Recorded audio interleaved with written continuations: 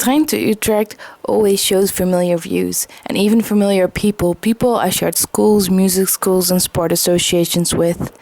Utrecht is simply too big for that. People are hurrying everywhere and even trains appear to be racing.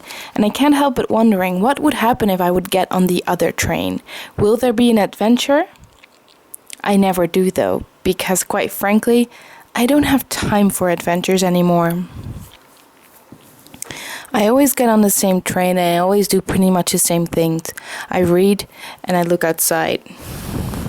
And while reading that we live in a universe whose age we can't quite compute, surrounded by stars whose distance from us and each other we don't altogether know, filled with matter we can't identify, operating in conformance with physical laws whose properties we don't really understand, I see my favorite part of the whole trip.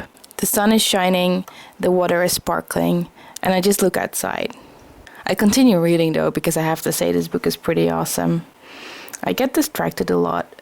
The weather is beautiful and I can't help but look outside at the clouds, who are supposed to be the same everywhere, yet also be typically Dutch. And after a few hours we pass a stellation of buildings that look odd during the day, but during nighttime resemble Saruman's pit. And while reading that the likelihood that an asteroid will one day hit the planet is really great, I can't help but thinking how lucky I am that I have two places so close together on this earth that I can call home, and who can both make me happy by seeing the signs of familiar views and familiar people in trains.